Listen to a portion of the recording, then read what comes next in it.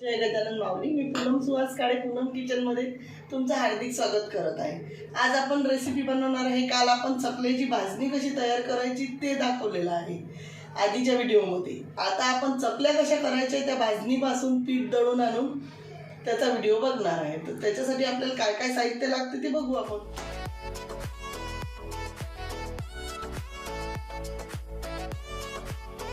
आपण आता इथे भाजणीपासून पीठ दळून आणलेलं आहे. तर हे पीठ कसं, ज्वारीचं पीठ कसं दळतो आपण, ज्वारीच्या भाकरीला कसं जाडसर पीठ पाहिजे तसं पीठ आपण दळून आणलेलं आहे.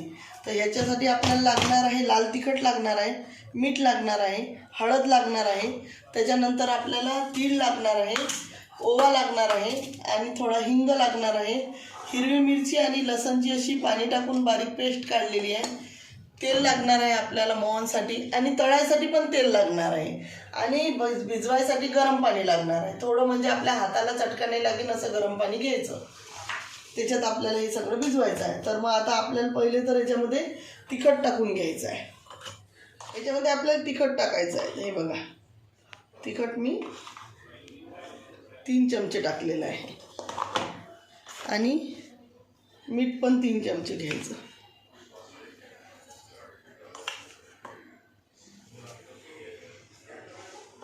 तिखट आणखी हे राहिलेला अर्धा चमचा आहे, हे आपण घेऊन घेऊ. त्याच्यानंतर हळद टाकून घ्यायची. आपल्याला थोडा रंग येईल अशीच हळद टाकायची, जास्त नाही टाकायची. अर्धा चमचा लागला आपल्याला. हे तीळ टाकून घ्यायचे आहे. तीळ भरपूर टाकायचे, वाटीभर तीळ आहे चांगले. आणि हा ओवा छान असा क्रश करून टाकायचा हातावर.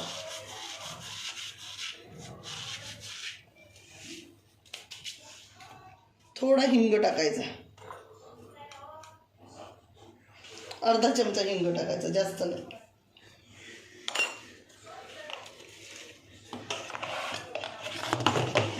आता आपण हे सगळं सारण याच्यामध्ये टाकून घेतलेलं आहे. तर हे पीठ असं व्यवस्थित छान असं कालवून घ्यायचं, म्हणजे हे पूर्ण याला मिक्स झालं पाहिजे व्यवस्थित.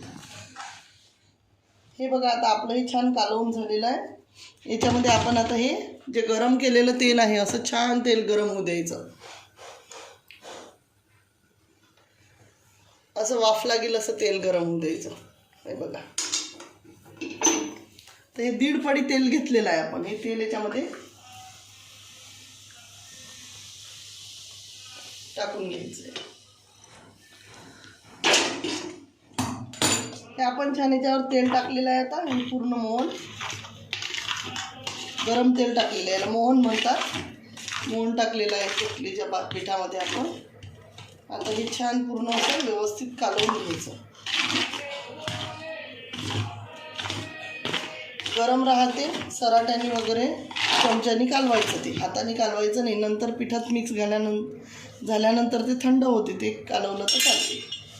हे असं व्यवस्थित करून घ्यायचं. पूर्ण पिठाला मिक्स करायचं, पूर्ण पिठाला लागेल असं करायचं.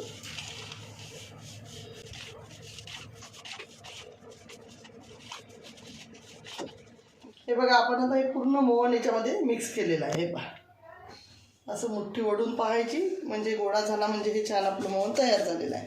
आता आपल्याला हे जे लसण आणि मिरचीची पेस्ट काढलेली आहे मी, एकदम पाणी टाकून बारीक काढायची, म्हणजे आपल्या साच्यामध्ये अडकणार नाही.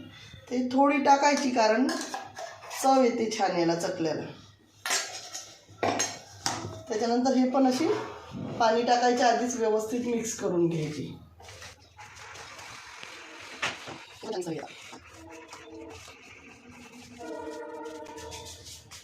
आता छान ते पेस्ट पण मिक्स झालेली आहे.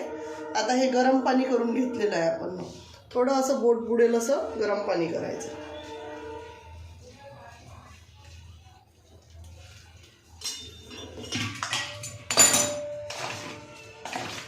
चटका लागू शकते, त्याच्यामुळे एकदम असं हात टाकून कालवायचं नाही.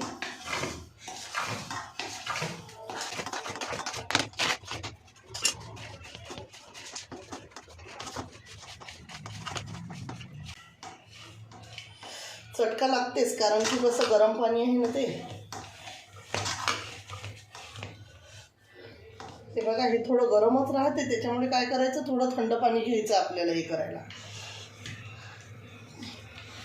हाताला थंड पाणी घ्यायचं आणि गोळा तयार करून घ्यायचा असा.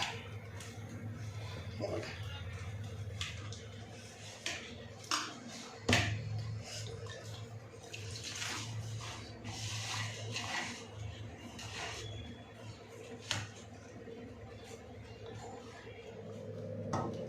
हे बघा आता हा उंडा असा तयार झालेला आहे. ते थोडं थोडं थंड पाणी घेऊन, कारण हाताला खूप चटके लागतात, गोळा तयार करून घ्यायचा. पण भिजवताना पूर्ण गरम पाणीच घ्यायचं सुरुवातला.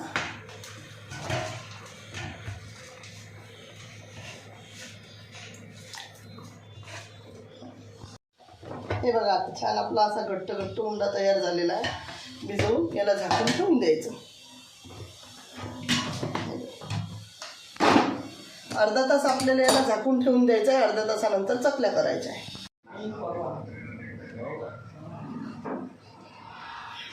मयूर दादा अशी अरे कैकीला.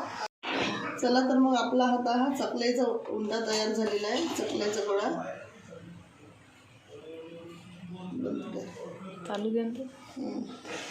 हा चकल्याचा गोळा तयार झालेला आहे आपला. आता हे बघा, आणि आता आपण याच्यामध्ये काढून घेऊ. थोडासा असं काढून घेऊ, बाजून ठेवून घेऊ, झाकून ठेवून द्यायचं.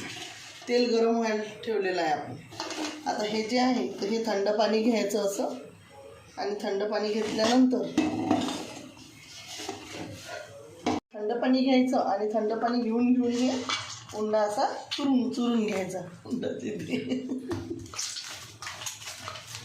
हे बघा हा गोळा. हे बघा आता ह्या गोळा छान असा मस्त पीठ लावून चुरून घ्यायचं. मस्त पाणी लावून पीठ लावून चुरून गोळ्याला आता छान असं पाणी लावून असं चुरून घ्यायचं. चुरल्यानंतर आपल्याला हे बघा असं हे साचा आहे. या साच्यामध्ये आपल्याला आता ही चकल्याची चाळणी टाकायची आहे. चकल्याची चाळणी आपण टाकलेली आहे.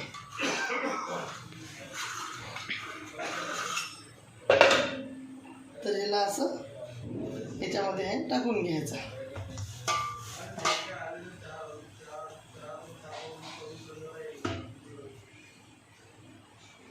गोळा टाकल्यानंतर हे लावून घ्यायचं व्यवस्थित आणि चकल्या पाडायच्या याच्या.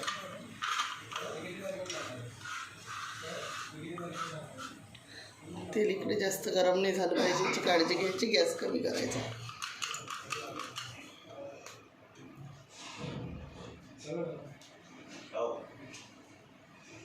छान याच्या चकल्या पाडून घ्यायच्या आपल्याला.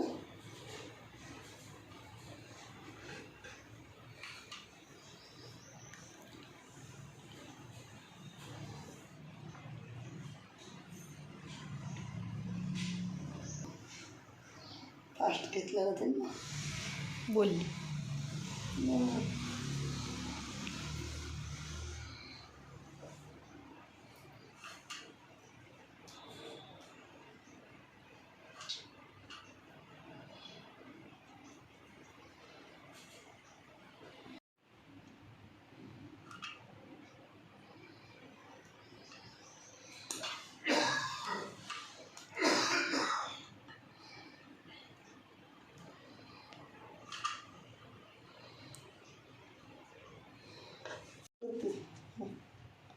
इकडे छान आपलं तेल गरम झालेलं आहे. याच्यामध्ये थोडंसं असं एक गोळा टाकून पाहिला मी.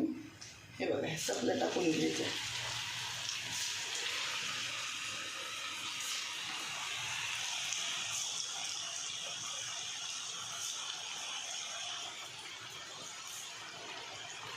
अशा एका वेळेस 5 ते 6 जास्त तेल असलं तर 5 ते 6 बसतात. गॅस वाढवूनच घ्यायचा, कमी गॅसवर नाही करायच्या, मोठ्या गॅसवरच करायच्या.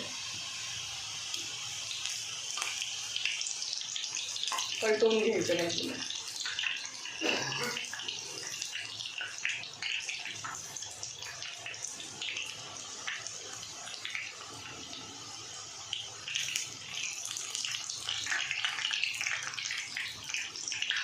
थोडा गॅस कमी करायचा, कारण एकदम तेल गरम झालं होतं ते.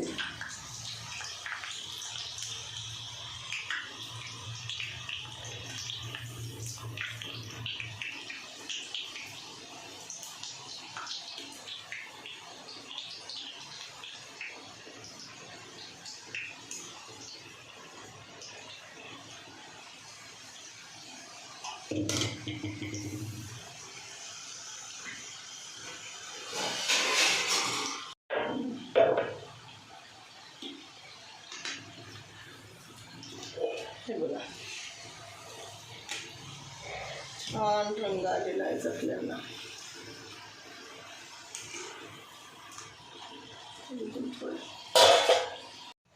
हे बघा आता ह्या चकल्या अशा खाली जाऊन राहिल्या, आपल्या खाली बुडाशी गेल्या म्हणजे चकल्या झाल्या आपल्या. हे बघा दाखवते ना झूम करून. खाली बुडाशी हे बघा, हे चकली गेल्या म्हणजे आपल्या चकल्या होत आल्या. हे बघा.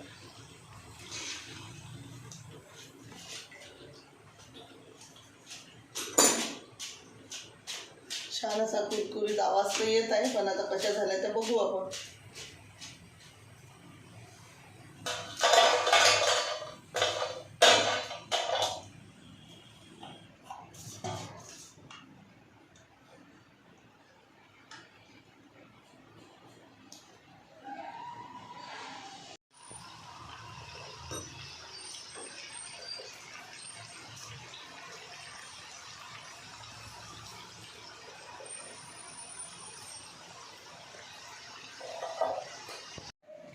तर आता मग आपली हे बघा चकली किती छान झालेली आहे. हे असं छान असं मधून जर छिद्र आलं ना, हे चकली एक नंबर होते. खायलाही खूप मस्त झालेली आहे,